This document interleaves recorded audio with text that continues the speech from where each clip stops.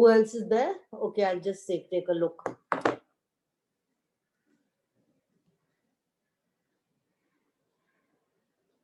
Yeah, he'll have to wait. How are you? Rested after college? Hello. Hi. Hi, hi. Okay, that man has left. Okay. Good. He'll come back. Yeah. They are too early, actually. Yeah. Yeah, I think I forgot to put 6:20, so there might be a few scholars. So, Oh, okay. No, because I said to Dr. Seshan and to Ruby Maloni. You know Ruby, right? I know her very well. Ah. Yes. you know, Dr. Seshan suggested that she be, because, her expertise is in the same area. Mhm. But we were colleagues in Kalina a long time ago. She's much younger, of course. Okay. But I was never friends with her. Okay. She's not there, na? No, she's not there. She's not there. Hmm.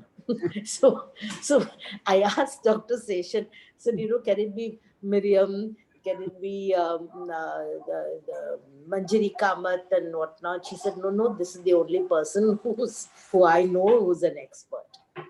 So anyway, and then I've said she can launch her book in March at the Darbar Hall. Okay. It sounds like a good book, right? You saw the thing, na? No, I didn't see. I didn't see. What is It's it? part of the Lit Club minutes. Okay. Ha. Okay, I'll check Huh. it. So, I do you don't have anything to see too say? many things. I am kind of. I know, Usha, I know. I just thought I'd mention this because I'm going to say it today too, that, she is going to be launching her book at the Asiatic, so you should know about it because you're supposed to have attended that meeting, okay? So what were you going to say about it? You know her very well. Was it just said in a positive way or Who? about Ruby? Ruby, actually, see, she's very friendly and very charming. So Radhika, she has gone and stayed with Radhika or something like that. Yes. So Radhika likes her and Ruby also likes her. I know. No, but somehow I never made friends with Ruby, and we've not been. I've crossed her here and there once on an occasional while, but we've not really exchanged many words. But now, of course, she's Yeah. very happy that she's been invited, and then obviously, I don't look at the person. I mean, her book sounds good. So, of course, we have to launch it at the Asiatic. It's exactly the kind of thing the Asiatic has to be doing you Hmm. know. So I don't look at personalities. We are delighted that these renowned scholars have acceded to our request to speak at this lecture, and we look forward to an interesting discussion. Thank you for being with us. Uh, I would now like to tell you a little about the Navadurga Banerjee Endowment Lecture. So, this endowment lecture was instituted in 1991 by Dr. A.K. Banerjee, an eminent economist who was then a vice president of the Asiatic Society of Mumbai. And it was done in the memory of his mother, the late Srimati Nabadurga Banerjee. The intent was to discuss any aspect of Indian history and culture. Also, it had to be delivered by an outstanding woman scholar. Dr. Banerjee believed that such lectures were essential for an institution of learning such as ours in order to attract intellectuals and to maintain a scholarly atmosphere. Moreover, he felt the need to highlight the contribution of women scholars to various academic disciplines, since that would be a fitting tribute to his mother, who had faith in women's education. These lectures would serve the purpose of assembling scholars in different areas of knowledge at the Asiatic Society of Mumbai. The Navadurga Endowment Lecture was one of the earliest of the endowment lectures that was established in our society. The support of Dr. A.K. Banerjee, who passed away in 2012, and his wife, Srimati Usha Banerjee, has been immensely valuable, and we are grateful to them for it. Unfortunately, Dr. Usha Banerjee, also, who was a vice president of the Asiatic Society, passed away last year, in fact, on the morning of the last Navadurga Banerjee lecture, and we remember her very fondly today. So to date, 30 lectures have been delivered by renowned women scholars, including, to name just a few, Dr. Suma Chitnis, Dr. Ramila Thapar, and Professor Anne Telkais. I'd like to tell you a little about today's speaker. So, Dr. Radhika Seshan, as I said earlier, retired as professor and head of the Department of History, Savitribai Phule, Pune University, in August 2019. She is now visiting faculty, Symbiosis School of Liberal Arts in Pune. Her area of specialization is medieval Indian history, within which she has concentrated on economic history, especially maritime and urban history. She is the author of 3 books: Trade and Politics on the Coromandel Coast, published in 2012, Ideas and Institutions in Medieval India, 8th to 18th centuries, 2013, and The Constructions of the East in Western Travel Narratives, 1300 to 1800, published in 2020, which is just last year. In addition, she is the editor or joint editor of 8 books, of which the most recent, jointly edited with Professor Rila Mukherjee, is Indian Ocean Histories, The Many Worlds of Michael Naylor Pearson, 2019-20. She has numerous research papers to her credit in both national and international journals. So we are grateful to have this eminent woman scholar with us today. Thank you, Dr. Seshan. To preside, we have the privilege of having with us Professor Dr. Ruby Maloni. She is a former head and professor of the Department of History, Mumbai University. She is an alumnus of both Calcutta and Mumbai University, having done her graduation from the former institution and obtained the master's and doctoral degrees from the latter. She has been teaching medieval Indian history at Mumbai University for more than 30 years. She was president, Medieval India Section, India History Congress, in 2007. Her research focuses on the Indian Ocean and maritime trade, with special emphasis on the history of Gujarat. Apart from numerous research articles, her published works include European Merchant Capital and the Indian Economy and Surat, Port of the Mughal Empire. Her latest book is The Route to European Hegemony, India's Inter-Asian Trade in the Early Modern Period, 16th to 18th centuries, and this was published barely a month ago in 2021. I'll tell you just a little about this book because I'm happy to announce that we are planning to launch it in the Darbar Hall of the Asiatic Society, probably in the month of March after we open up the Darbar Hall for the public. So this work explores the operational and ideological motivations that propel the European powers' activities in the Indian Ocean and helps to construct a coherent interpretation of the foundations of empire that were being laid at first insidiously and later aggressively. So I now hand over the proceedings to you, Dr. Maloney. Please take over from me. Thank you. Thank you very much. Thank you so much, Dr. Shirsagar. Thank you at the outset for inviting me to chair this very prestigious event, this endowment lecture. And thank you for your very kind words about me.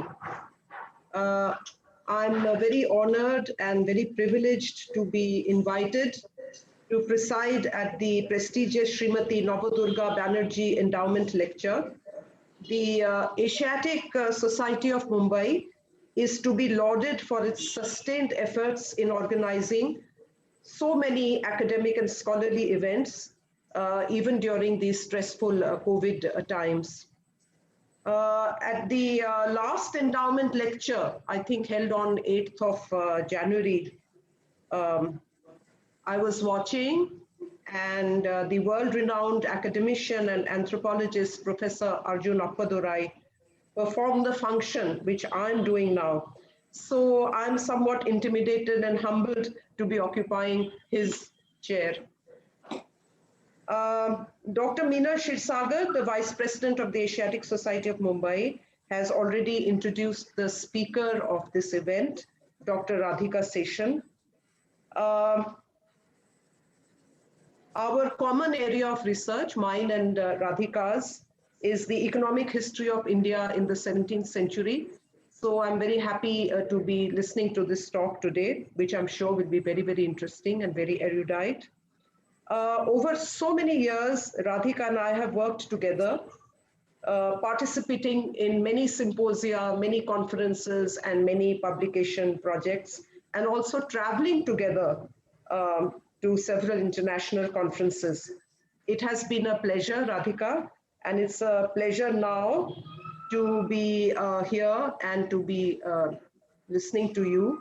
And so without further ado, I request Professor Radhika Seshan to deliver an address on the subject, trade and politics in the 17th century in South India.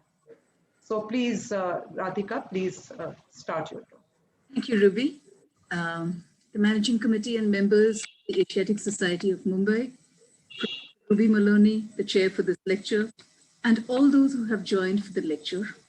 I would like to begin by placing on record my sincere and humble thanks to the Asiatic Society of Mumbai for inviting me to deliver the 31st Srimati Banerjee Endowment Lecture.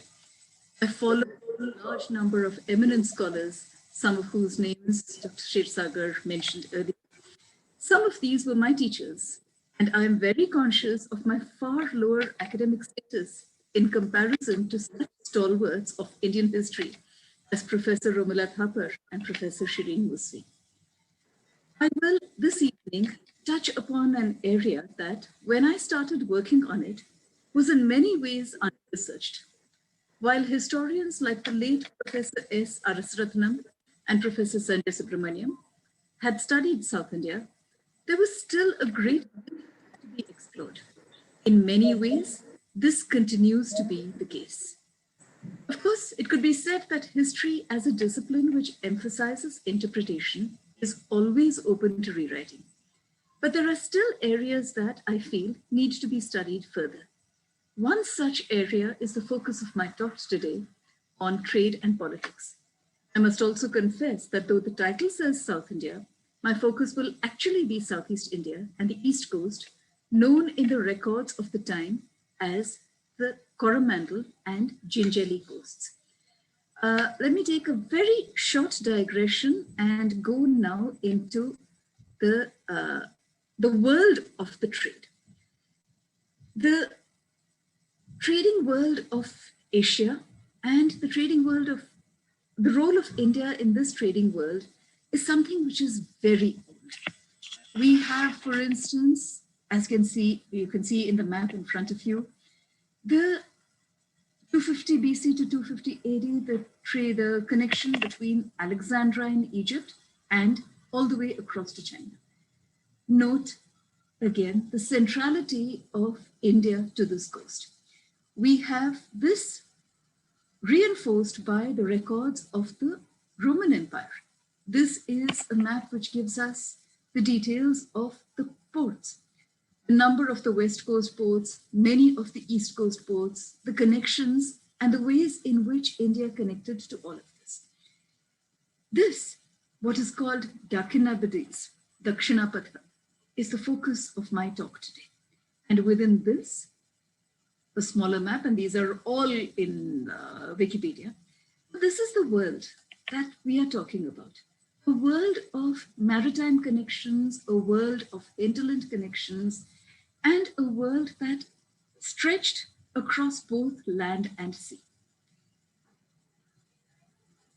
By the 16th century, we have a large number of the Europeans, 16th century Portuguese come in, following them, the English, the Dutch, the French come in. And the map that you see in front of you is actually a French map of the 17th century, the end of the 17th century. I brought it in because this is the area that I'm going to be talking about most. Here is the world on a flatter map, which is often easier to notice. The world of Indian Ocean trade goes back to the Harappan period. We have inscriptions from Sargon II talking about the trade to Meluha and of goods coming from Meluha. We've got, as I said in the map earlier, the Periplus of the Erythraean Sea. And these contacts do not stop with the end of the Roman Empire. They continue right through. What I'm talking about is what you see on the screen in front of you. These are the major focus of my concern today. I will now go back to my talk itself and go into the second part of my title, which is politics. 17th century India had three large political regimes. The Mughals in North India at the beginning of the century and spreading across India by the end of the century. The Sultanates of Bijapur and Golconda in the eastern and the western parts of the Deccan Plateau, respectively, and in the course of the century, spreading far south as well. To the south, the area of the erstwhile Vijayanagar Empire, there were, by the end of the 16th century itself, smaller kingdoms of the Nayaks. The last Vijayanagar emperor, Srirangarayalu, made efforts to regain some measure of control over his kingdom till the mid-1640s. He failed, and he finally took shelter in the kingdom of Mysore. Of the Nayak kingdoms, the most important were those of Jinji, Madurai, and Tanjore in present-day Tamil Nadu, and the Ikkeri kingdom in present-day Karnataka. Madurai remained independent till the middle of the 18th century. Jinji was captured by the Marathas in the course of Chhatrapati Shivaji's famous Karnataka campaign of 1677-78, and Tanjore became the seat of the Maratha kingdom of Tanjore in 1675.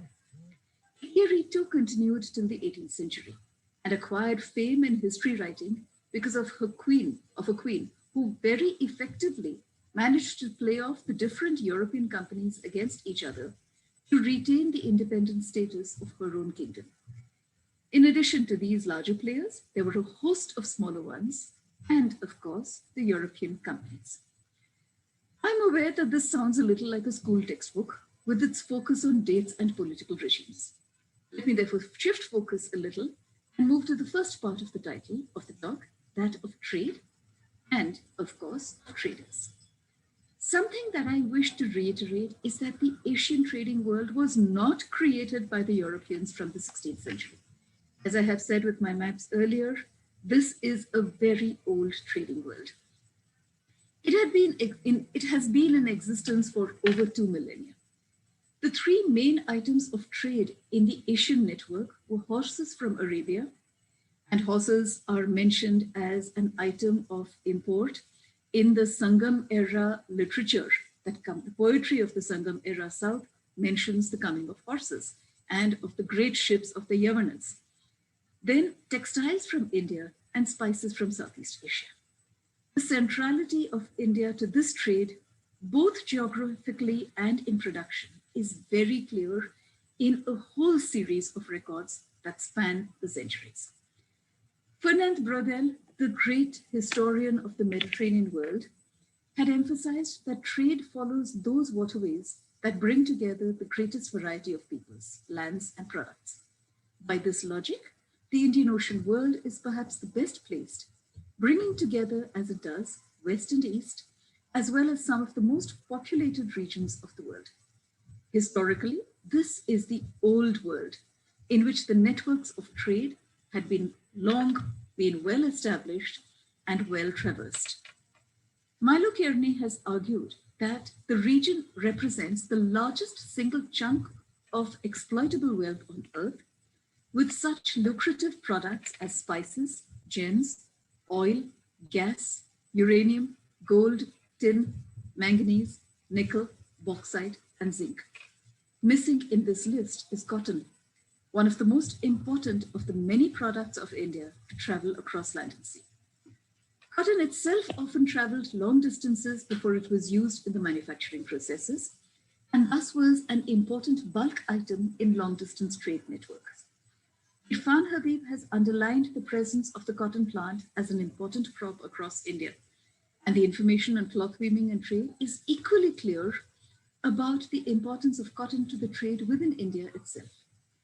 It should be noted that the amount produced, and this is something which carries on up to the 18th century, the amount produced was enough to take care of both the domestic needs and the export requirements without apparently putting too much strain on the artisans and producers.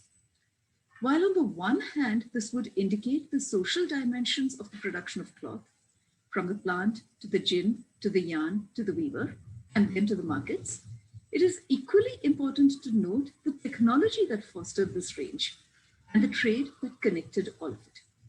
Cotton trade and textiles can therefore be studied from both the angle of production and the processes involved therein, and the trade, not just of the finished cloth, but of the various stages in the production itself. The key markets for Indian cotton cloth lay both to the east and the west of the country. I will draw attention here to only one small segment of the trade, that to Southeast Asia. The networks of connections between India and Southeast Asia have long been documented. There existed a very complicated network of relations between various parts of each of these regions and within the two regions themselves. When Portuguese traders arrived in the area of Southeast Asia in the early 16th century, they noted that Gujarati merchants dominated the trade with Malacca from the port of Cambay. Commercial links between South Asia and Southeast Asia were so strong that according to the Portuguese chronicler Tome Pires, Malacca could not, quote, live without Cambay, nor Cambay without Malacca, unquote. Textiles, as I said earlier, were key in such a pattern of trade. Javanese and Malays, for instance, would not accept any other product other than textiles in exchange for foodstuffs and spices. In this trade, Coromandel coarse cotton was particularly important. Burma exchanged rice and silver for the textiles traded by Bengali merchants. With the rise of Europe as a new market for textiles from the early 17th century, littoral South Asia played an increasing role in global maritime trade. However, the major regions of supply for cotton textiles did not change. Gujarat, Bengal, and Coromandel continued to be the main suppliers of textiles to world trade, although the relative importance of these regions changed, with Bengal emerging as most important among them. The traditional patterns of trade from the East Coast were concerned mainly with the Bay of Bengal and the trade to Southeast Asia. If you can see the map in front of you, notice the ports that I have outlined in the map on the right of the screen. Krishnapatnam, Armagon, Palayakat, Pulikat, Madras, Santome, Kovalam, Sadraspatnam, Konimedu, Pondicherry. There's a whole list of them. The oldest ports that we know are Pondicherry, and between what I've marked here as Madras and Santome, we have the port of Mylapore. Today it's a suburb of Madras, but this is something which is mentioned in the Roman records. Then there are any number of others as well. Nagapattinam, for instance, is mentioned in records from the Sangam era onwards and is the site of perhaps one of the most important of the inscriptions, for it is an inscription, a Buddhist inscription, which records the grant of money by the king of Southeast Asia to build a Buddhist vihara at Nagapattinam. These are the kinds of connections that existed. The trade routes across these seas, therefore, had been long established. The only things that changed were the rulers of the various lands bordering the sea. Merchants in India were divided into different categories. So we had the early guild networks, which talk of the Guild of the 500, where we got mention of Nanadesi, Paradesi, Swadeshi, different categories apparently of merchants. And by the time we get into the Portuguese and the English records, there were other definitions that start coming in through these European records. Europeans called them brokers. And from the 18th century, they're dubashes. The word dubash is do bhasha, so speaking two languages. On the East Coast, these merchants were generally chettis. On the West, they They were the Banyas, usually referred to in the English records as Banyans. In addition to these broad categories, these two broad categories, there was a third, the Vakil or agent, also termed the Ejib or the Hajib. This was the representative of a merchant at some political darbar, at the court. He supplied information, represented the interests and requirements of the merchants concerned at the court, and generally acted as an agent between the merchant and the political setup then extant. So they were intermediaries in a whole lot of ways. They were also representatives. So they were agents, they were intermediaries. All this began to change in the course of the 17th century. And perhaps one of the best examples of the changed nature, not of the business itself, but of the way in which the merchant class was sought to be organized, came at the end of the century, when in Fort St. George, Chennai, the English organized the merchants, the Indian merchants, into a joint stock company, the first of its kind in India. The jetties were the prominent merchants of South India, but not the only ones, and nor were they restricted to the Indian coast alone. One important network was that of the eponymous Chuliyar merchants. These were apparently mainly Muslim merchants from the Coromandel coast, very active in the trade to Malaysia and Indonesia.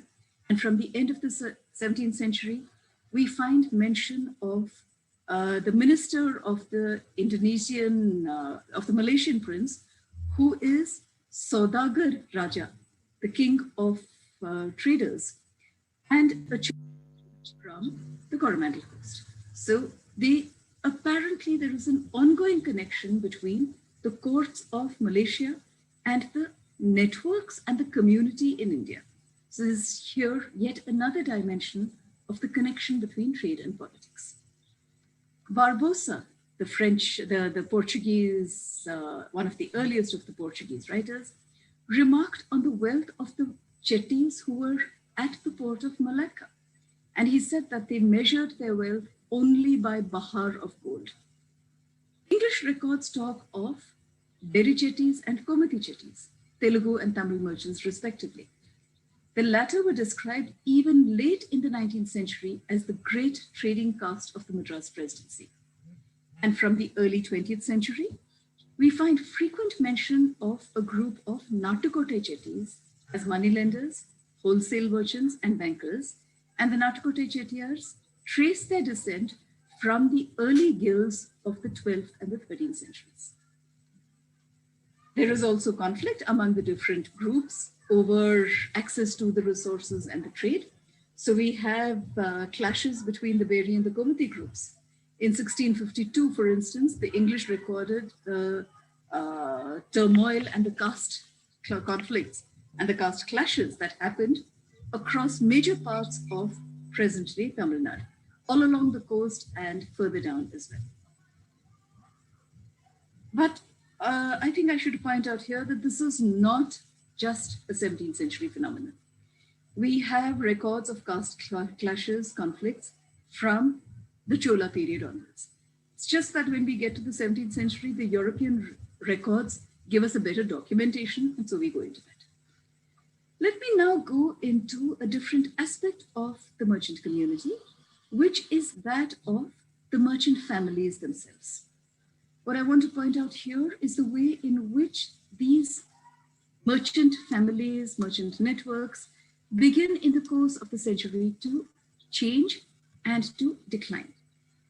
In the early 17th century, one of the most prominent families was the family of a merchant called Malaya Chetty. He's also referred to in Dutch records as Astrapa or Achutappa Chetty. He was broker, landlord, merchant, and commander of the Vijayanagar army. He operated mainly from Pulikat and Devanampatnam, and I would refer you here back to the map on the right and look at the distance between Devanampatnam and Pulikat. These are the two areas that he controlled. And he and his family dominated the trade of the entire coast for much of the 17th century. His ships traded from these and other ports of the Coromandel to Arakan, Pegu, Tenasserim, Kedah, Aceh, and Sri Lanka. What is interesting is the way in which family was used to control different areas. So Malaya himself became chief broker of the Dutch at Pulicat. And among other things, for instance, he supplied textiles worth 23,000 pagodas to the Dutch in 1632. His brother Chinana was associated with the Portuguese, particularly from the site of San Tome near Madras, and with the private trade of both the Portuguese and the English further down the coast, mainly from Devikota, Kadalur. After Malaya's death, Chinana took over the role of broker and supplier to the Dutch, but continued to ship large quantities, particularly of textiles, on his own account. Malaya's nephew, Seshadri, was the first chief merchant of the English at Fort St. George, Madras, Chennai. As I said earlier, Malaya was involved in multiple businesses, including that of tax farming. In 1633, he got the farm of Pulicat's revenues on payment of 33,000 pagodas to the Vijayanagar king. Note that he sold goods worth 23,000. He spent only 10,000 more to get the farm of Pulicat, presumably something that was very important to him and something that he felt was worthwhile. In a conflict with the Dutch company, he besieged their factory with the Vijayanagar troops, of which, as I said earlier, he was the commander. Chinana was equally active in the political and mercantile spheres and was associated, in particular, first with the court of Krishnappa Nayak of Jinji. He was, in 1636-37, he acted as the Nayak of Jinji's emissary in talks with the Nayaks of Madurai and Tanjore. He also, apparently, like his brother, led the Jinji troops for a while. Another of their associates, possibly not part of the family, was in charge of the Vijayanagar army and the army of the Nayak of Tanjore that confronted the Bijapur and the Golconda troops that moved into the south in 1636-37. Chinana is also reported to have a fort of his own in Devanampatnam. And there was some conflict between Chinana and the Nayak of Jinji. So Chinana's fort was destroyed. Chinana promptly shifted focus and joined hands with the Nayak of Tanjore. So he just moved a little further south and joined that Nayak. Both Malaya and Chinana were demonstrably able to use their political connections for commercial gain, and in the process, able to bring considerable pressure on the Europeans. The Europeans, for their part, were aware of the need to keep these powerful men on their side. For instance, in 1643, the English reported that the Dutch were in serious trouble because they had fallen out with Malaya and were not able to get all the goods that they were they needed to ship to Europe. One of the problems was apparently that the Dutch were trying to hedge their bets and supporting both Vijayanagar and Golconda at one and the same time. Malaya came to know of this and therefore besieged the Dutch. What was more, Malaya sent out orders that no goods were to be allowed into Pulicat, and he besieged the Dutch factory and prevented any goods from entering the fort and the factory area of the Dutch.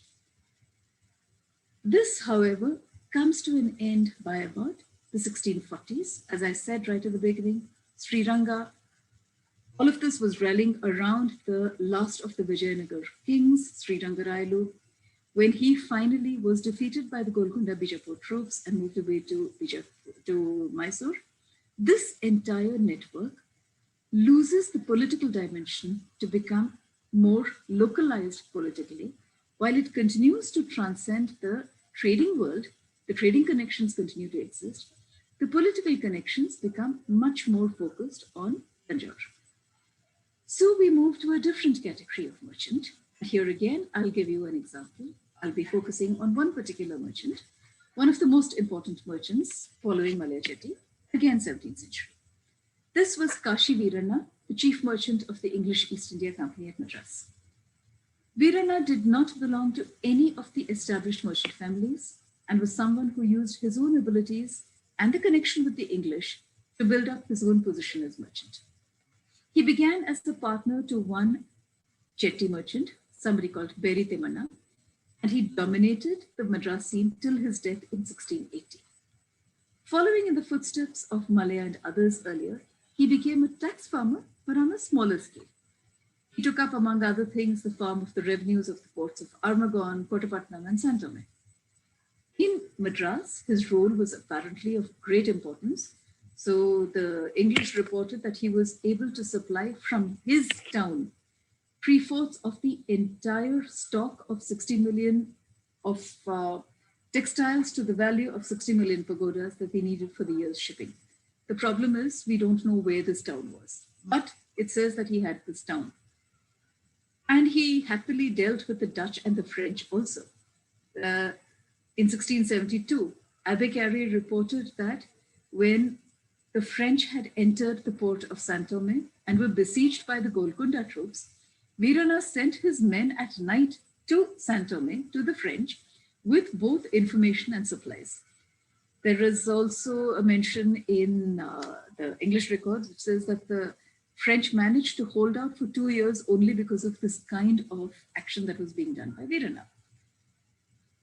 It is significant that in a problem that Veerana faced with the English company, when he was accused of fostering the private trade of the president of Fort St. George, and when he was told to stop supplying goods to the French at Saint-Domingue, he declared that his dealings with the English were those of a free merchant and not their servant. So he said his dealings had been open and public, and he was doing the English a favor by being their chief merchant.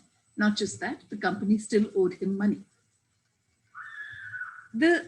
In recognition of Veerana's importance to the company, it was decided to present him with a gold chain and a gold medal stamped to the company's arms to the value of £100. And this was in 1679, the decision was taken. A £100 gold chain and the gold medal would have been a phenomenal present at that time. Probably luckily for the company, before they actually gave it to Veerana, the news of his death came. So the company, being the company, decided that it was far better to use the gold. So there was this very cursory message that was sent saying that the gold chain and the gold medal has been sent to you at Madras. Convert this into pagodas. Do not bother with the gold chain any longer. There's no need to give it to anyone else. A considerable part of Veerana's value to the English lay in the fact that he had strong connections to the local administration. And here is what I would like to emphasize. Malaya, Chinnana, and the others had connections to the court. Veerana has connections to the local administration. A problem faced by the Dutch, English, and the French was that of frequent obstructions by the local governors, the local representatives of the rulers, local rulers. So, as I'd said earlier, Malaya besieged Pulicat. Now, through the 1660s and 70s, the English at Madras had many problems with the local governors. These governors were at a place called Pune, which is still the major point of the exit when one is going out of Madras into maybe to take the road to Bangalore. Then you have to go through Pune. Kashivarana was consistently employed in negotiations with the representative of the Golconda government at Pune. There are a whole lot of instances where they say that let him take the rent for the town and give it to Lingappa, who is the Taraftar. Then when the grant for Madras is renewed, and it had to be renewed regularly by the Golconda chiefs, Kashivarana is sent to escort the Farman in with bands and trumpets and a full procession. So from the outskirts of Madras right through the fort, Kashivarana led the procession, bringing the Farman in to the English. A whole lot of details. In addition, Peshkash, that is a tribute, had to be given to local officials. Again here, Kashivarana was brought in. Unlike earlier merchants, like I said, he did not have connections to the courts, but the local associations were apparently more than enough to serve his and the company's requirements. While chetties and brokers were necessary for the regular supply of commodities, there was yet another aspect that needed to be handled, that of concessions, farmans, or representations of grievances at the court. For this, the third group of people, the vakils, were required. We have any number of information about the vakil. One letter is particularly interesting. There is a letter of, I think, the late 1680s from one Hajib Chandrasekharaya. This is from Porto Novo to Madras. And this Chandrasekharaya is somebody who is negotiating between the English and the Marathas at Jinji to get some concessions for the English to build a fort in the Jinji dominions. So the letter says that there are 4 great persons around the Subedar of Porto Novo, and these are Majumdar Shankar, Haji Mahbub, Yadu Pantulu, the Subedar's brother Vithoji Pantulu, and the Subedar's wife Sakkubai. Note here all the Marathi names. And they are, he says that, Chandrasekharaya says that once you've given them the gifts, they will give you access, they will work with the Subedar of Porto Novo to get you what you want. On condition, however, that after the British were given permission to set up the factory, he would also be allowed to trade from both Madras and from the new fort that was set up. So the importance of trade to the political regime and the importance of the political regimes to the traders, European and Indian, keeps coming out over and over again. What comes out clearly is both the number of people engaged in trade and, of course, the many kinds of businesses associated with the production, supply, and dissemination of these products.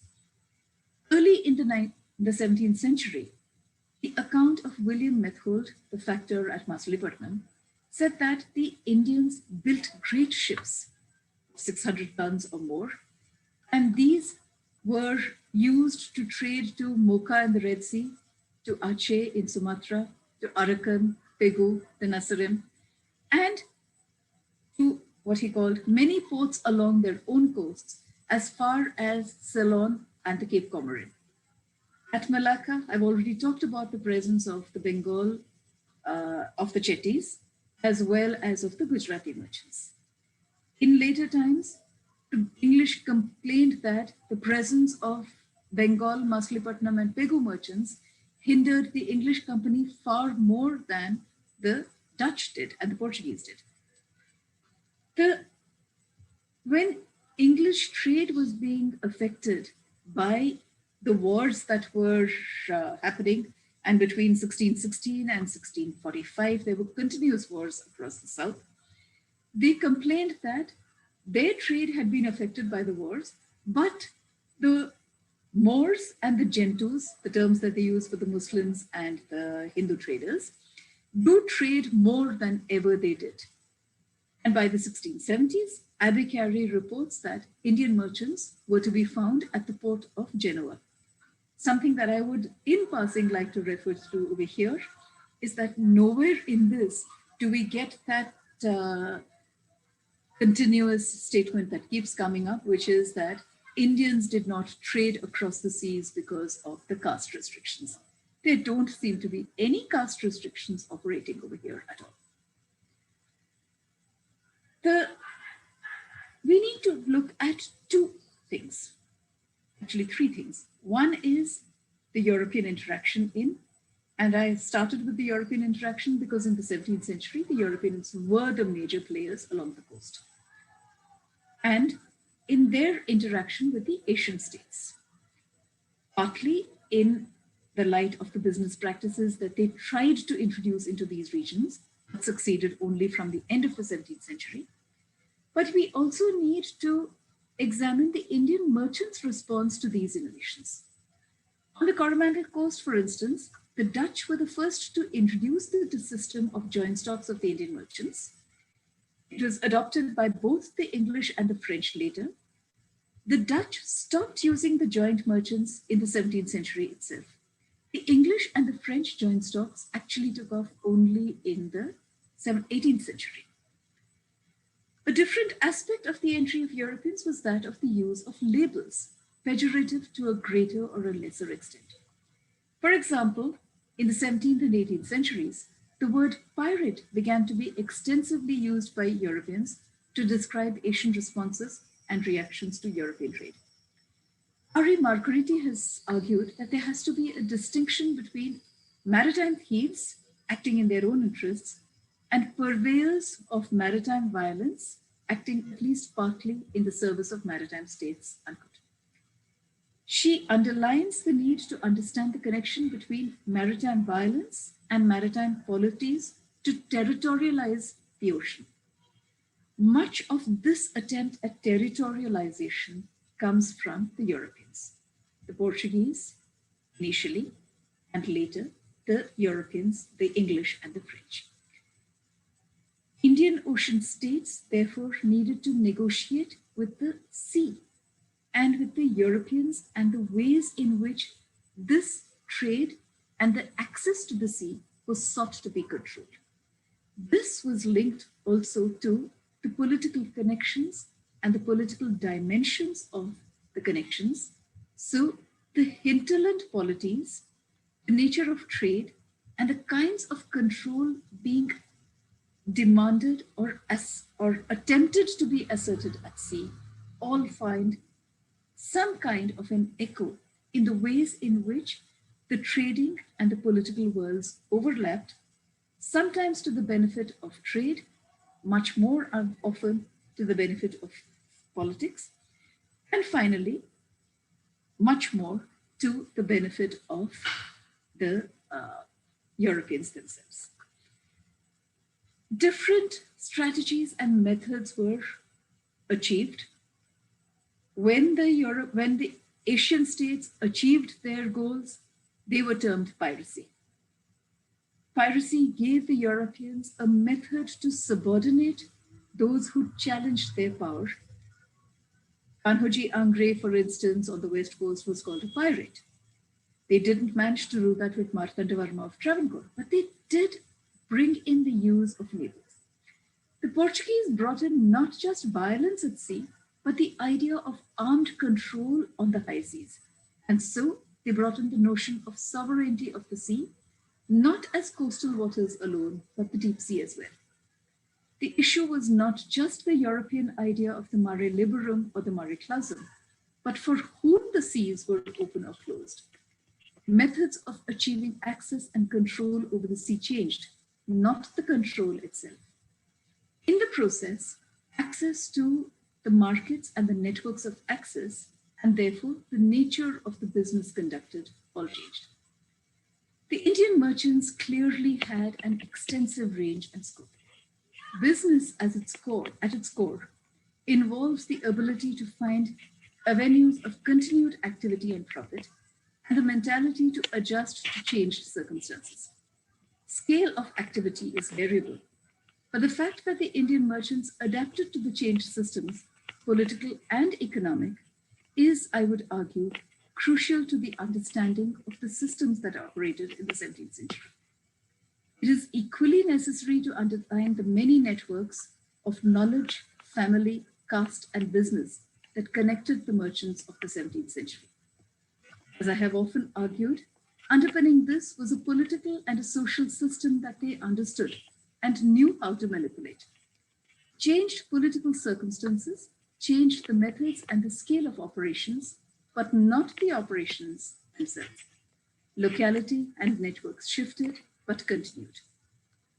The 17th century in South India was a vibrant, confused, perhaps confusing, transient and transitional period. The 17th century saw three distinct periods in terms of trade and politics.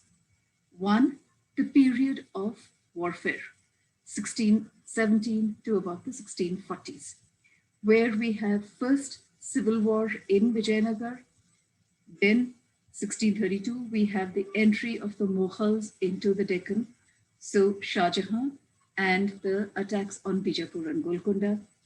1636, the signing of what is called the Deed of Submission, whereby it was agreed that the Mughals would not would not go further into Golconda, Bijapur. But that's the time when Golconda and Bijapur start expanding southwards. Both of them go into the erstwhile kingdoms. So we have the Golconda and the Bijapur armies moving southwards. So 1630s to about 1645 is a confused period with different regions being within months changing hands, and of course a whole lot of movement of armies. It is in this kind of a system that people like Malaya Chetty and Chinnana Chetty operate. Then, post 1645, things settle down. Vijayanagar comes to a total end, but Golconda and Bijapur re-establish a measure of control over different parts of this area.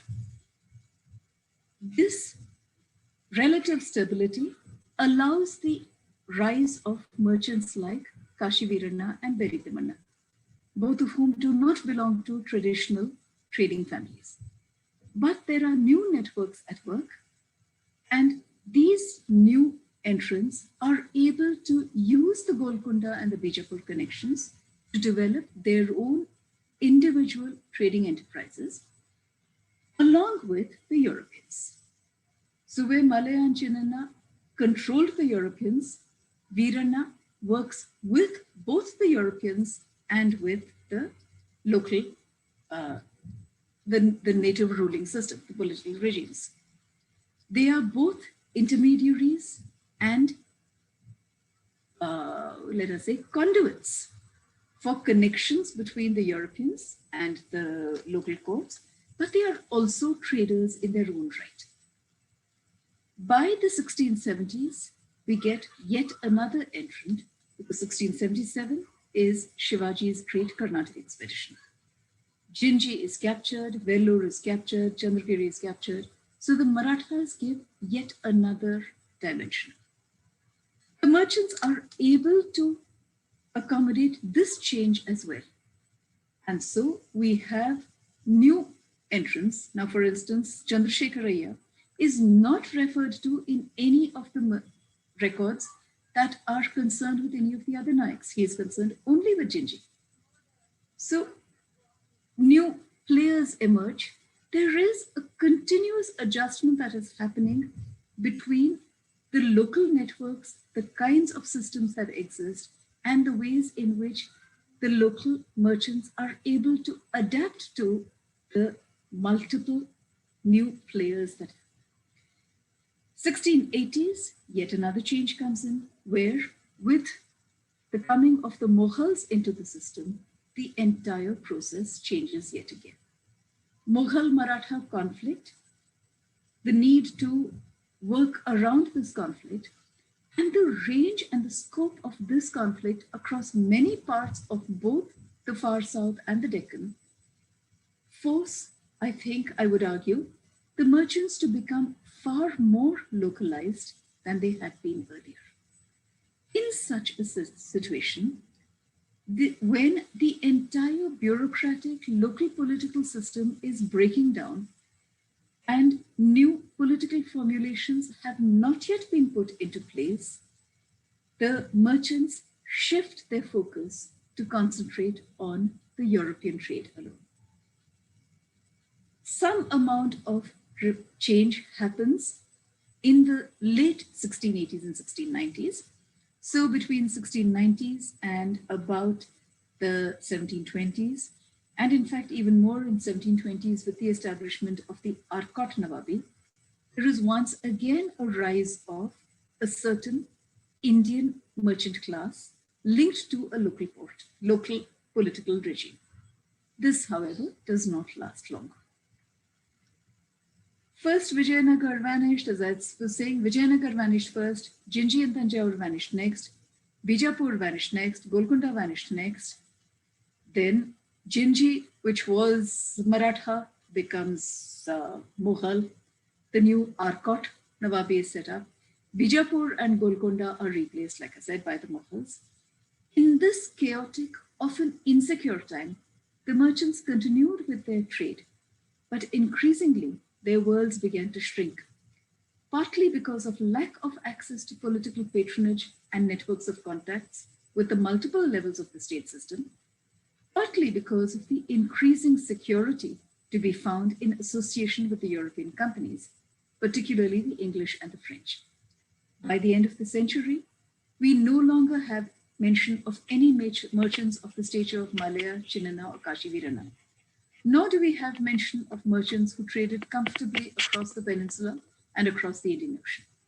Instead, we find them involved in private and coastal trade, and finally, being just what they had been termed at the beginning of the 17th century, brokers concerned only with, particularly, the English and their trade.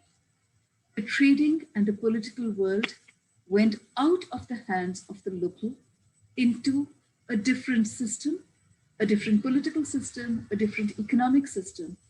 And this changed political and economic system was something in which the Indian merchants no longer had a role to play. Thank you.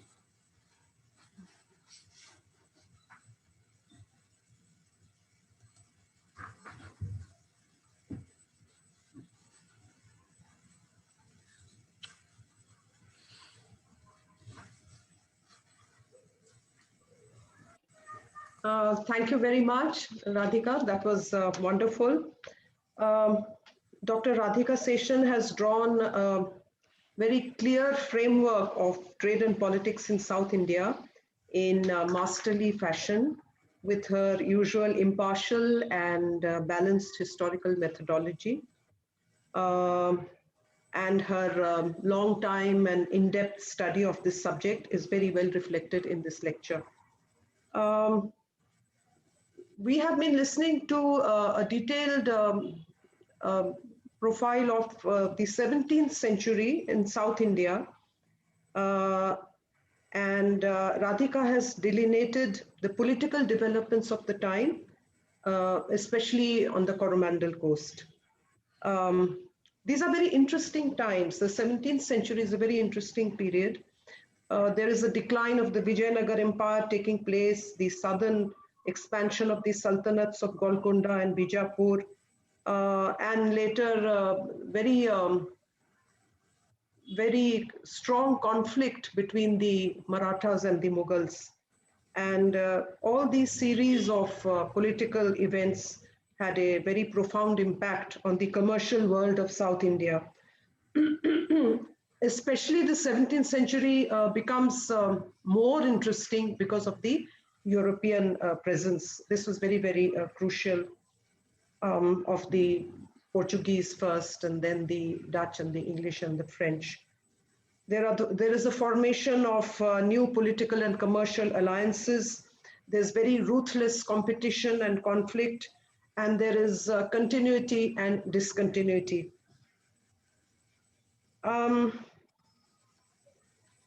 We are also looking at long distance trade, Indian Ocean trade, as it was being conducted from the southeast coast of India. This was indisputable, and as Dr. Shirsagar mentioned, my new book, which is called Intra-Asian Trade Networks and the Coming of European Hegemony. So intra-Asian trade networks were very, very important, and Southeast India fits into this. The coastal area, Coromandel, is very, very concentric to this intra-Asian trade. Cotton textiles was the magnet which attracted foreign buyers, and which was the sort of the crux of this intra-Asian trade. And the cotton textiles from the Coromandel coast were very, very valuable. Also from Gujarat and Bengal, cotton textiles were exported to a great degree. And Radhika has talked about the specialized varieties of cotton textiles, the different looms of the weavers, the even a very, very high quality linen, which was manufactured by the weavers in the Coromandel coast. And there were figures, there were colors, different dyes, different figures, and so on. And again, Dr. Seshan has talked about how a major place of buyers was Southeast Asia, because geographically also from the Coromandel coast, it was quite direct to Southeast Asia for the ships to travel, for the merchants to go. So we have patterned textiles from the southern Coromandel, and we have relatively more plain qualities from the North Coromandel. The discussion on merchants, which Radhika has done, is very interesting, I think, and their vitality sort of gets across in understanding this topic. High level of sophistication among the merchants of this region, high level of knowledge, and Radhika has talked about the Vaniyars. She's talked about in detail about Malaya Chetty, and then she's talked in detail about Kashi Viranna. And I would like to draw a parallel of these merchants with Virji Vora in Surat, who is a very well-known merchant prince. And there are so many parallels which can be drawn between the, the South Indian merchants, especially these very important merchant princes, giants who knew what it's all about, Kashi Viranna, Malaya Chetty, and so many others. And we see merchants of that nature from those ethnic backgrounds even today. Here I would like to bring in a very interesting point which I was listening to, and that is caste restrictions, Radhika. You talked about caste restrictions weren't really there at that particular time. We see all these merchants traveling overseas. This Kala Pani Par concept of not being able to travel, I think caste restrictions become much more hardened over the late 18th century and the 19th century for various reasons. So that's an interesting area for all of us, for all the audience to understand and explore. I have been working mainly on the European presence and how they came to this area in search of mainly, as I said, textiles, in search of profits. So the response of the local merchants to this sudden presence, sudden onslaught, sudden dominance of European merchants has been studied by so many scholars. Radhika has talked about it very much in detail just now. And we know that how these Indian merchants convert themselves with perhaps quite a degree of resilience, and they become middlemen, they become brokers for the Europeans, for the British, for the French, and the Dutch, and so on. And Professor Surendra Gopal has discussed their role as compradors. So that is something which we also find very interesting. The discussion of ports. The Coromandel coast has a very long coastline, and there are many ports, as Radhika showed in her maps, and also a rich hinterland. So the connection between the ports and the hinterland also is quite crucial, and the entire economy becomes export-oriented because of these ports. And we have the very seminal work of Tapan Rai Chaudhary, Jan Company in Coromandel in the 17th century. And he also talks about large numbers of ships sailing to Aceh, Arakan, Macau, Malacca, Manila, and so on. But I am kind of very fascinated by 4 ports. One is Pulicat, one is Masulipattnam, Madras, of course, Madras or Chennai, very dominant even today, we all know about it, and Pondicherry. So these are 4 ports I'd like to touch upon. Pulicat was very important as an outlet for the Vijayanagar Empire, and the profile of ports, every port has a profile. So Pulicat's profile may be, the earlier phase would be its connection to Vijayanagar. We come to Masulipattnam. Very clearly, Masulipattnam's commercial growth was based on the state system. It was a port of Golconda system, and after 1687, it came under the Mughals, and yet it continued to be very strong commercially. It was known as Bandar Mubarak during the Golconda times and also during Mughal times. Bandar Mubarak is a word, auspicious port is also used for Surat, as many of us know. And 17th century, Masulipatam is very, very important, very dynamic. The English, the French, and the Dutch, they all wish to be there, and it's very, very powerful. In fact, the Dutch have their headquarters in the south at Masulipatam. But Madras is absolutely full of commercial dynamism, and it becomes totally connected with the British. In 1644, when Fort St. George is established, the East India Company rules, as it were, and weavers, artisans, brokers, merchants, everybody is attracted in droves to this city, to this city, which becomes then very, in a systematic way, in a designed way, into a British political enclave. And here again, we are looking at Radhika's paradigm, her discussion, her framework on the polity and commerce. So Madras can be studied over and over again in its links with, separately. It makes for a very interesting study about the polity and about commerce.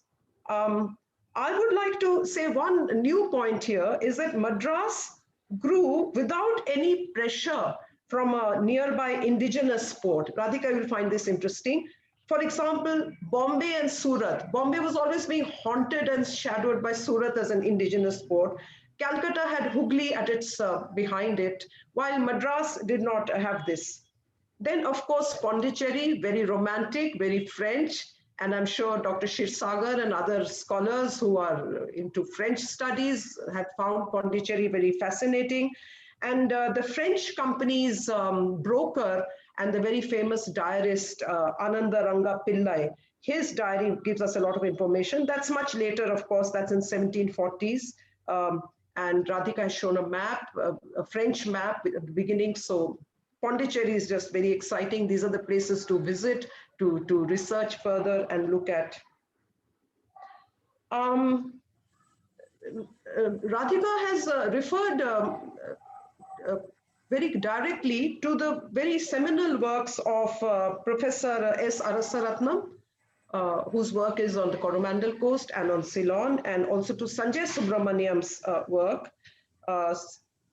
Arasaratnam's maritime trade in the 17th century and other works are discussing this in detail too.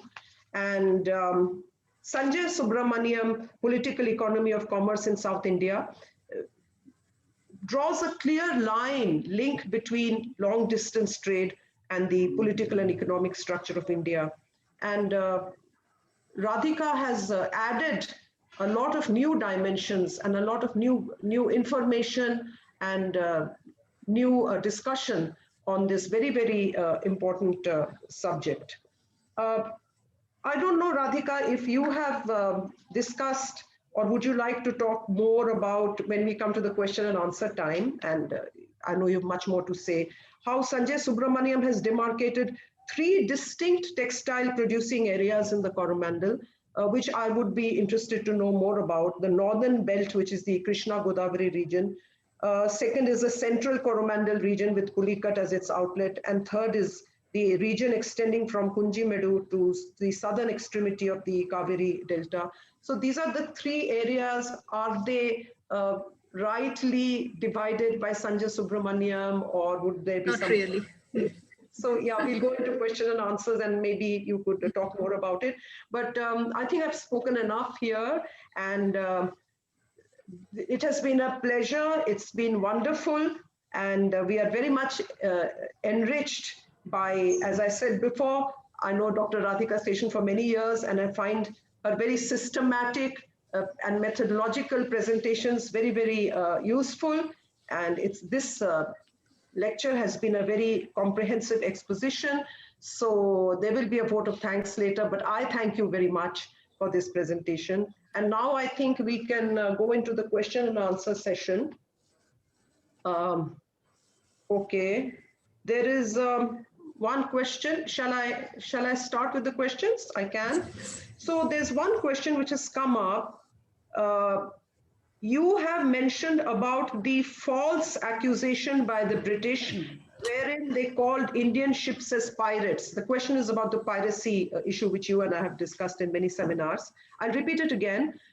You have mentioned about the false accusation by the British, wherein they've called Indian ships as pirates when they interfered with their monopolistic trade. Were there something similar? Were there some similar accusations of Indian ships involved in the slave trade? That's a question I have. So please. My first reaction to this is that we need to think about what we mean by Indian ships in the slave trade and what you mean by the slave trade itself. Far more than the Indian ships, it is the Dutch who are involved in the carrying of slaves. And these were slaves that were usually carried from India to Indonesia. But the problem is that when we talk of slaves, the word often brings in echoes of Uncle Tom's Cabin and the kinds of slaves that we have in America. The Indian involvement in the slave trade is not on the scale or even of the complications of the Atlantic slave trade. The Indian slave trade is very different. There is a slave trade. There's no question about that. Who these slaves were, what Indians were involved, and the records that we get of the 17th century do not actually indicate that Indians were involved in the slave trade in any way. It appears to be primarily the Dutch and the Portuguese. Whether the Indians who supplied the slaves, who these slaves were, we do get English records talking about Indians selling themselves at the port at times of famine. Those were the slaves. So the term Indian slave trade in itself is a little misleading. On the other hand, we know that the Portuguese and the Dutch in particular were much more involved in the slave trade because there is a supply of slaves to the Mughal court. And this comes to an end when Shah Jahan passes a farman in the 1630s, prohibiting the purchase and the sale of humans anywhere in the Mughal dominions. So the slave trade apparently at that point moves to the margins of India.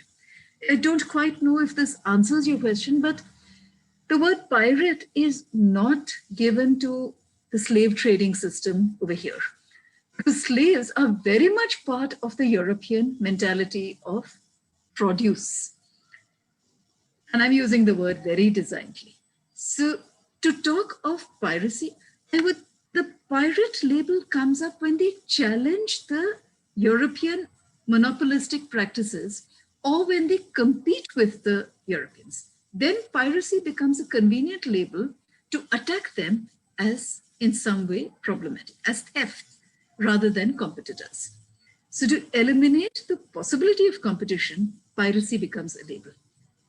Slave trade is, from the little I know of it, slave trade is not something that is very much part of the Indian trading scene on the Coromandel coast.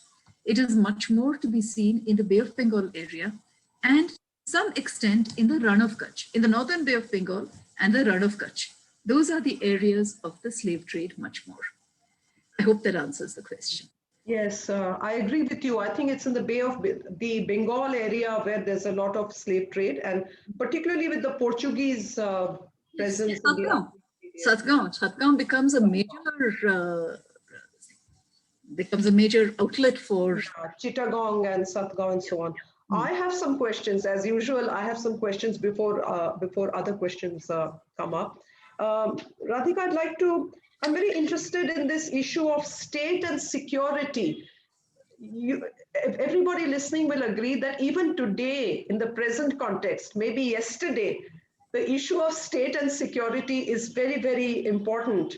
So we are looking at your subject, your lecture, and the issue of state and security.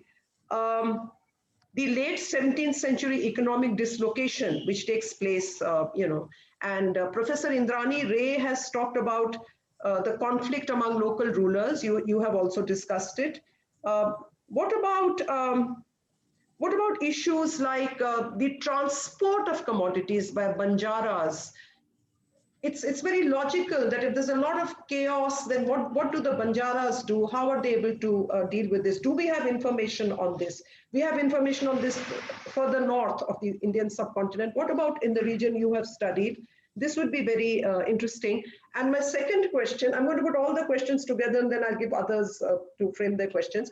The second one connected to this question is when this very strong Anglo-French conflict starts in the region, does the situation get even worse or is it as bad as ever? What are the changes in this? And my second issue would be, this was about state and security. The second issue I'd like you to sort of elaborate further is about migration. Lots of my students have been doing their doctoral dissertations, their research is on migration. So when the artisans, the weavers, the merchants are migrating, for example, to Madras in a very big way and building it up. So would you like to say something more about migration? Okay, I'm just going to ask two and then let others ask too. Okay, please, yes. Do I go with your questions or do I take all the questions together? We don't have any other questions at the moment, so I'm waiting. I have asked a question, please take it up. You have, okay. So I've sent it to Dr. Ruby Maloni. Okay, yeah. You sent it as yet, Usha? Yes. It hasn't come. Oh, I will just put it in 1 second. I just have one question till now. Yeah, 1 second. Okay. I'll just put it here. Yes. Since you're here, why don't you? Okay. We want to hear your voice. Yeah. Okay. You mentioned. From late 1680s, Maratha Emperor Rajaram issues sonnets to the Dutch from Ginji. So, in the context of that, can you explain what was his area of influence in Tamil Nadu and how strong was his hold in the eastern coastal trade? Okay, let me go in order. I'll take all the questions.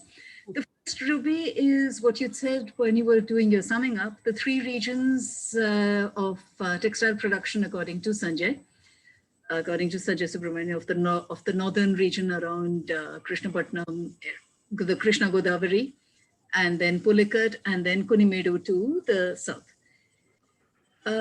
These are pockets that were the larger suppliers, but they are not the only ones. So I would actually argue that rather than classify them this way, it would be better to classify them in the kinds of textiles and the kinds of markets they are focusing on. The Krishna Godavari textiles seem to be ending up mostly in Malaysia. The Kunimedu to Nagapattinam area, the Kaveri Delta, seem to be ending up mostly in Java and Sumatra. The Pulikat is Arakan Pegu. So if you are classifying, it is classifying not according to the kind of textiles, but according to the destination point. These are not the prime areas. There are others. For instance, we've got a record that goes back to the 13th century, which says that Nagapattinam supplies striped cloth, and the area near Armagon supplies plain black and plain red cloth, which is used for medicinal purposes in Malaysia. There is a Hikayat Banjar that's a Malay text, the Hikayat, the 17th century, identify 54 varieties of cloth, and these varieties transcend all these boundaries that Sanjay has talked about. So if you are classifying, it has to be classified according to destination market, not according to type of cloth. This is all coarse Coromandel cloth. That's the first. Then the issue of state and security. Yes, it is very important, but in the south, we do not actually, in the far south, we don't find references to the Banjaras at all. Apparently, the Banjaras are not there in this part of the country. We get information of Malaya Chetty having his own people and his own caravans. We get Kashi Virana's records of he has his own, and he has 26 merchants under him who go to the places and collect the goods, who go to the interior and collect the goods. And here is where it is the merchants who organize the collection. And this is something which I think leads also to your question on migration. The weavers of the south are scattered all over the interior. One of the standard complaints of the Europeans is that the weaver travels around because all the weaver seems to need is a tree to set up his loom. The typical cloth of this area is something called the long cloth, 36 yards long. So it couldn't be done in the inside 36 yards long and 3 yards broad. Not something that is very easy to do inside a house. So they set it up outside under the trees. So all they need is to take that loom and move away. And this seems to be a very lightweight loom. So there is a lot of movement, but there are also fixed points. For instance, Kanchipuram is a weaving area and it's cotton, not silk. Today, Kanchipuram silk is a very much later a development. So there's Kanchipuram, there is Dharmavaram, there is Salem, there is Udayarpalayam. And talking of the Anglo-French conflicts, it's interesting that one of the major battles of the region of the Anglo-French wars is Udayarpalayam. And Udayarpalayam is the area from where all the watchmen for all the factories come. And these are the watchmen who guard the transport of it. So we've got mention of the Talayar, the headman, I guess. They organize the transport, they organize boats to cross the ferries, they organize caravans of carts, they are responsible. And this is stopped by the local governors at various points along the road. And this is where the security element comes in. So they are stopped not in order to loot them, but to make the English or the French or the Dutch pay more. They are not affecting the movement at all. They are using this as a bargaining chip to get them to pay more. So the local connections seem to work. This changes in the 18th century, where increasingly the weavers start moving towards the fort. Pondicherry, for instance, becomes a major problem for the English because they say the French are paying more to the weavers, and therefore all the weavers are deserting the villages and moving to Pondicherry and settle there. So in the Anglo-French wars, this is what changed. And this is what links to your migration as well. There is also mention of how, at the time of the Mughal-Maratha conflict, many of the local merchants shift to Porto Novo, but refuse to shift to either Pondicherry or to Madras. There is one merchant in particular, a man called Mukhtum Nina. They keep asking him to shift to Kadalur, and he keeps holding out promises, and he and his sons continue to trade to Manila along with the Portuguese, but they do not join either the French. He supplies the Arcot Nawabi. So there are the local equations that are continuing to be worked out, but this entire system collapses by about 1724. That's the time when people like Anandaranga Pillai really start coming to the forefront. The brokers of the and nobody else. And at the same time, in the English records, we just get mention of our chief merchants, our joint stock merchants. You don't get individual names at all. So that is what changes. Migration does happen. It increases in the course of the 18th century. Pondicherry and Madras both expand in size, both become much more densely populated, which we find from both the French and the English records. We also find weaving settlements growing up around these two settlements. Outside the fort, but we do find weaving settlements coming up. What's interesting is also larger colonies of men come in to supply washers, because the cloth needs to be washed before it can be dyed. And in earlier times, we talk about the cloth being sent to the Krishna Delta to be washed, because the Krishna's properties are supposed to wash them whiter.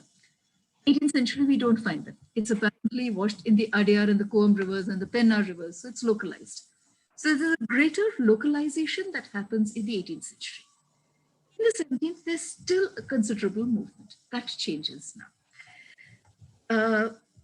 Usha, your question, Rajaram and his sonnets, actually, he didn't have much of an influence in Tamil Nadu.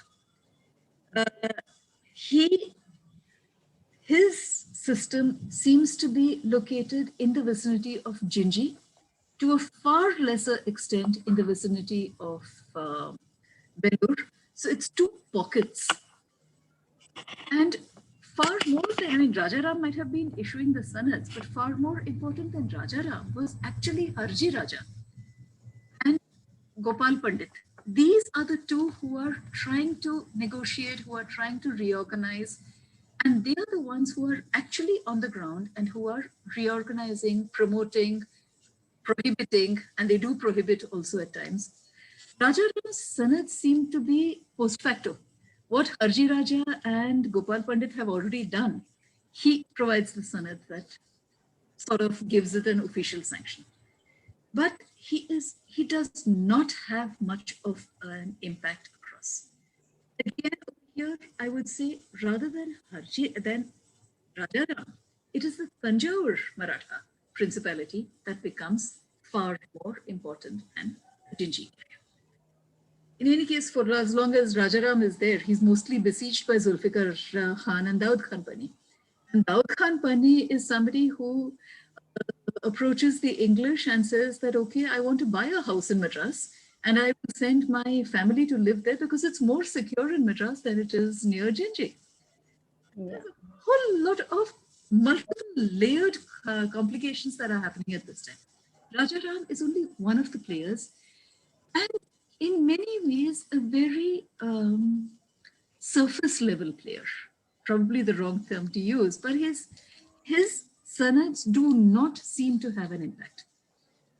Records, in fact, do not give us too much about Rajaram. They give us much more, like I said, Harji Raja, of course, Gopal Pandit also. But Santaji Ghorpade is a very important player at this point.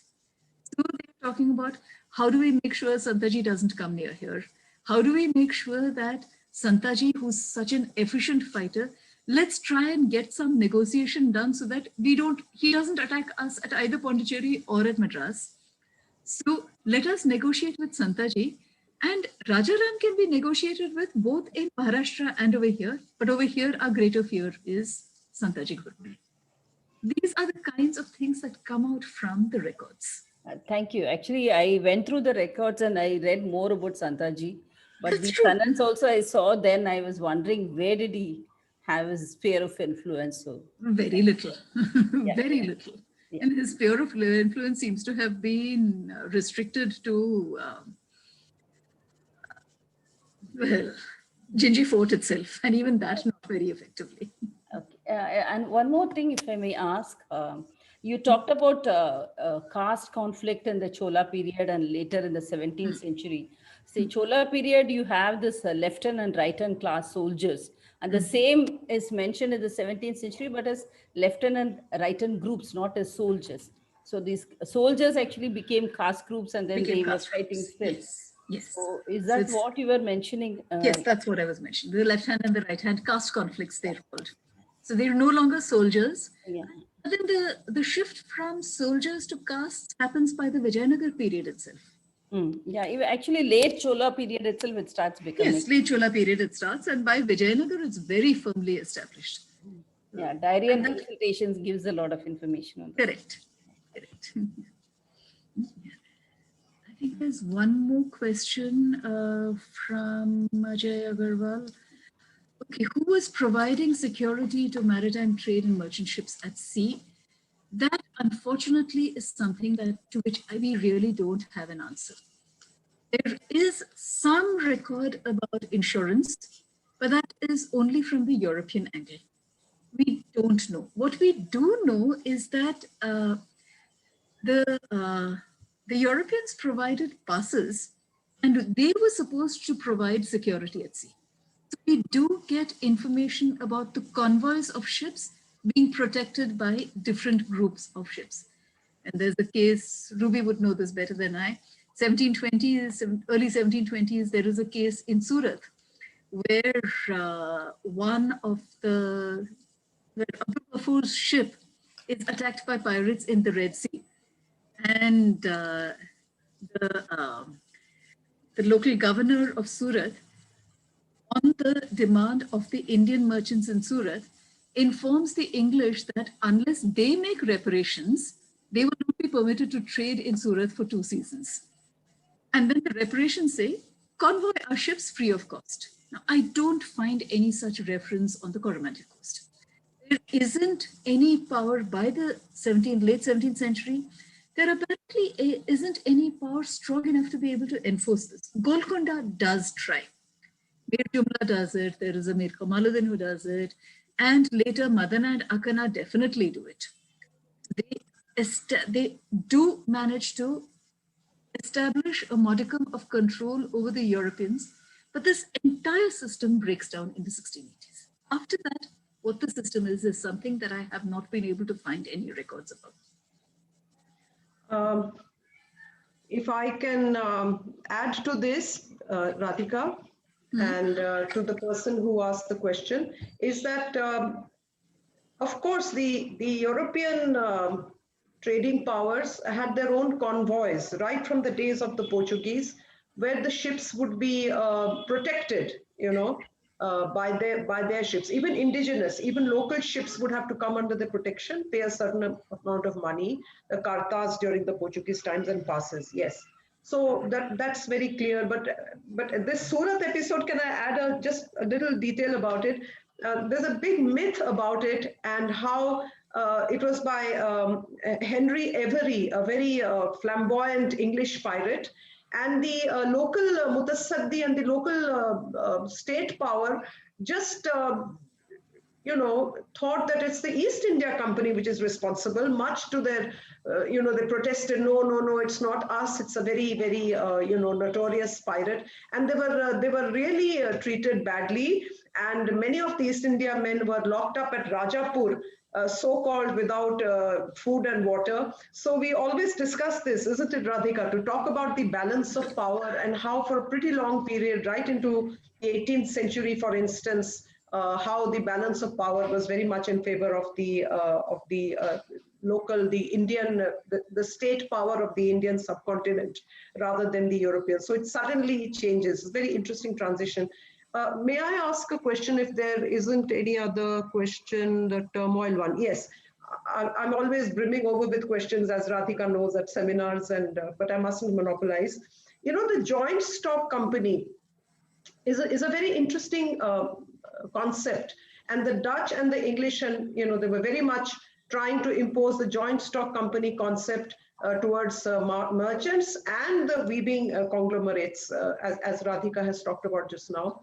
But I want to ask, and I want to explore the point that which Arasaratnam has also looked at, is that how is it that they were quite successful, the Europeans, in imposing a joint stock kind of structure in South India, while let's say in the southeast side of India, while in the Malabar region or in Gujarat, they completely failed to do this. So how would you, there's a theory that the South Indian merchants, especially on the Coromandel, were more malleable perhaps and ready to listen, while the Malabaris obviously, and the Gujaratis too, the merchant communities, didn't really follow this method. Would you like to throw some light on this?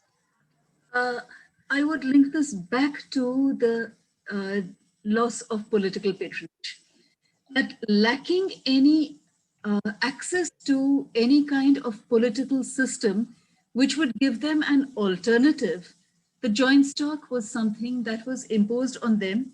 And in the Southeast, the Indian political systems break down first. So I would argue that the success, and remember that the Dutch experiment didn't succeed.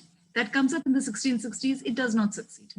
They do it again in Nagapattinam in 1680s, it doesn't succeed. But the English do it in the 1690s in Madras, and that succeeds, because by then there is no political succor that is available, which is not the case in Malabar and Gujarat.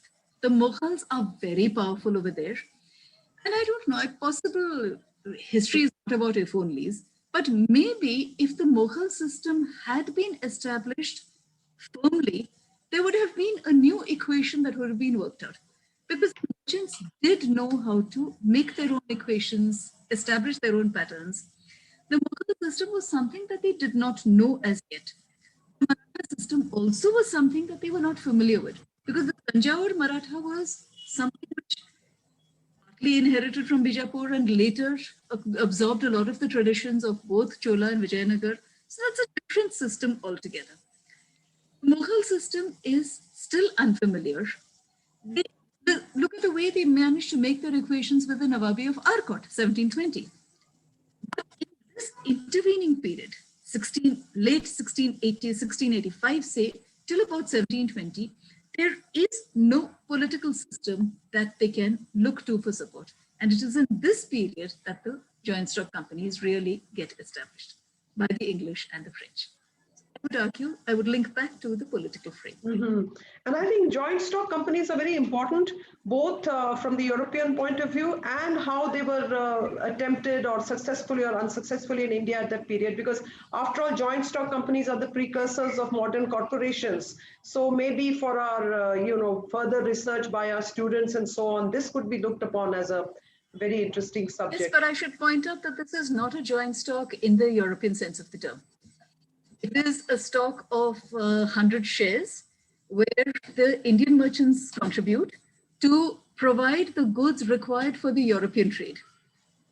It's not a joint stock company of the European style. But at the same time, whatever it is, in some ways, it is people are investing some sort of their resources into a common fund. So it is a variation of this model and how things developed In fact, what I find much more interesting is the fact that there is money enough among the Indian merchants to invest in this fashion. The openness to be able to explore these options. That's why I said maybe it would have developed in different ways later on. Correct. There would have been avenues that could have been explored. So connected to that, I would like to ask my last question is that what about the potentialities of capitalist development, which has been talked about by Professor Habib and Professor Satish Chandra and others? What was the potential of capitalist development in this region which you are focusing on?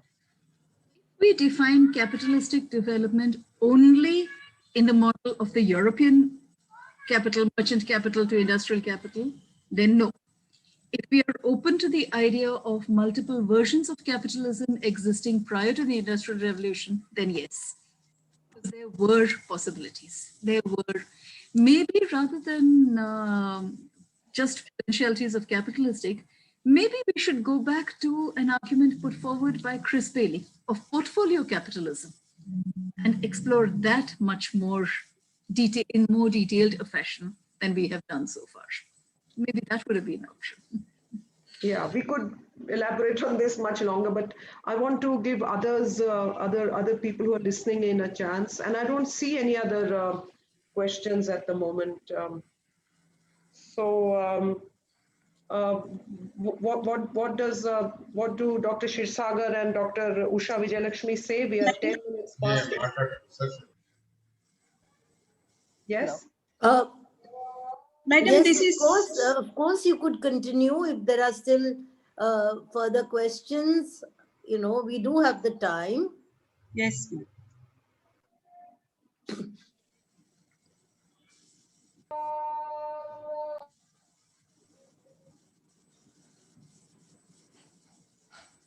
Ma'am, can I ask a question, ma'am? Yes, of course. Yeah. Yes, of course.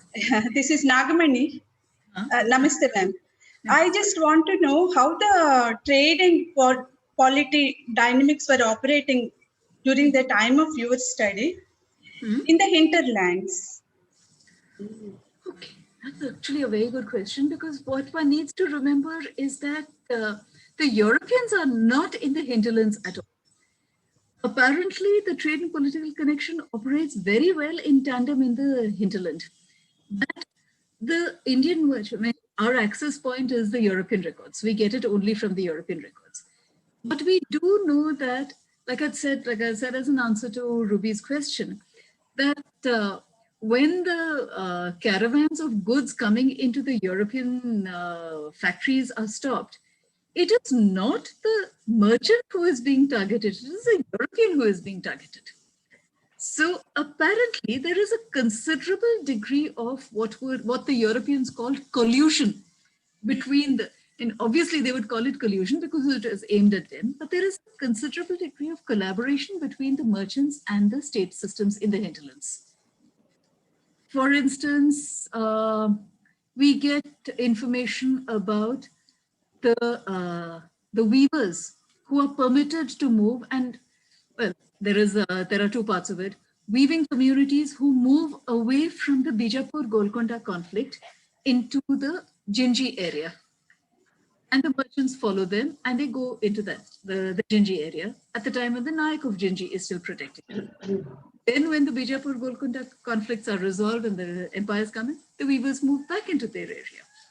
Again, the merchants accompany, facilitate, possibly, we don't know, we don't have the records about that. But there is a considerable degree of connectivity that continues in the hinterland between the merchant and the local rulers. The Europeans are outside this because the Europeans through the 17th century are coastal, they are not hinterland. And part of what happens in the 18th century is the entry of the Europeans through the coasts into the interiors and into the production area. It is this that becomes subsumed into colonialism later on. So that is something that we need to remember. I hope that answered your question, Nagamani. Thank you, ma'am. Actually, I was listening to your lecture. Somewhere you said, no, in the beginning, there are horse trading happening. Arabs were very active in the medieval South Indian. Yes, yes, they were very. And they were actually operating even at the political level. They were given offices and then they were like intermediaries. And as late as 13th century also, this Govindapuram inscription we have, wherein traders were present at one, temple consecration, which is really not relevant to their cultural whatever this thing. So in all these examples, what we see is there is a very close connection of trader and the polity. And polity and traders were operating at a very mutually patronizing, terms. So when it comes to the European, I think that this is the trader who was actually, taking more of supremacy over the polity. Maybe the internal factors are also. I would say rather than supremacy, I would say working in tandem, working together. I wouldn't say one is supreme. I would say that they are working together in order to get the benefits from both. Because the Europeans are bringing in a lot of income. There's no question about that. Yes, ma'am. Get the best access to that income and to make sure that they are, that income is being shared among a lot of people. Yes.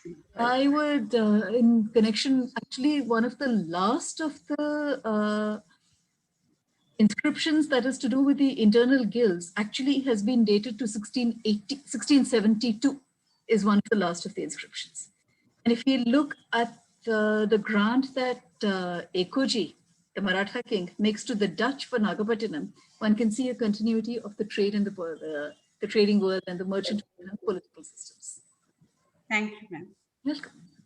Yeah, so we talked about continuity and discontinuity. So yeah, they're both at play. And I just want to add here, after listening to Nagamani, there's, and what you said just now is that the point also to be noted is how the brokers, the indigenous brokers, when they just join hands or start working in the European factories, their names are mentioned in big letters.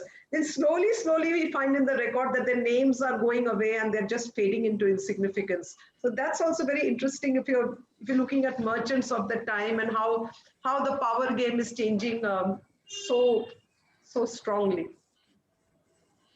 Any other questions? Any other observations, comments?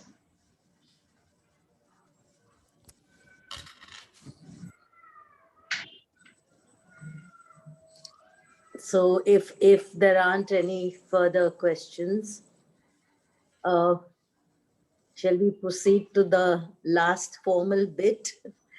Yes.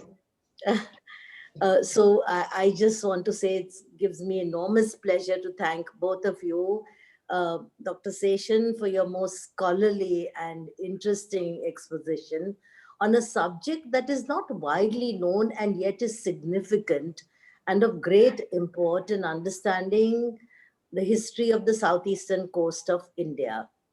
The extensive work which we know you have done in this area has been acknowledged by many academics, and we are fortunate that you have shared some of this erudition with us today. Dr. Maloney, our grateful thanks are due to you as well. Your expertise in the field of Indian Ocean trade has enlightened us immensely.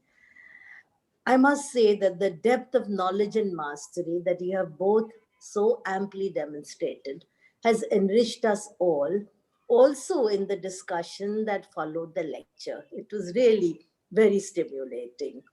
So, thank you. Thank you very much. And once again, our thanks as always to members of the Navadurga Banerjee family, and of course to the participants for their interest, their comments and questions. And to our technical team led by our Honorary Secretary, Dr. Usha Vijayalakshmi, we thank you as always for your steadfast support. So good evening. Thank you very to all much of for you. inviting me. It was an honor to be able to deliver this lecture. Thank you. It was really delightful listening to both of you. Thank you. Thank you. Thank you so Thank you much. very much. See you again.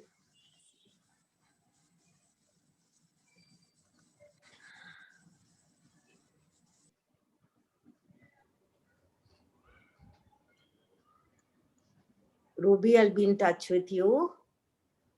Yes. Yes, we'll be in touch and we will discuss matters. Next month sometime. Yes, next month is around the horizon. Yeah, very soon. Looking forward to it. Look forward to it. Really do.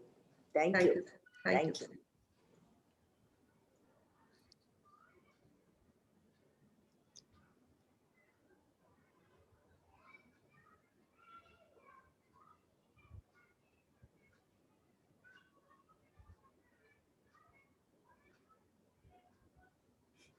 You know, it's very odd. I went to the list of participants and then, I couldn't get out of it. It's still on my screen. You just have to close it. No, I tried. How do I close it? I can't. I tried and I can't even go to the chat now. It's sort of frozen there. I just can't move away from it. Close it completely. Nothing will happen actually. Close what completely? Close the whole thing? The chat. So if you close No, that's not happening. Anyway. No, that was a really good lecture, huh? Yes. Wasn't it, Usha? Yes. I really enjoyed it. Yeah, really, all of us, Both the ladies spoke very well. I mean, I know nothing about the subject, but, oh, there are still some people who've remained behind. Yes. I think Wispy is there. Wispy, are you there? Maybe she could ask all to unmute. Yes. No, I can't perform any of these functions anymore. I don't know why. I was co-host and I say ask all to unmute, it's not happening. I've asked her to unmute. Hello. Yeah, no. I think she's not able to unmute. Shehnaz is not on mute, I would imagine.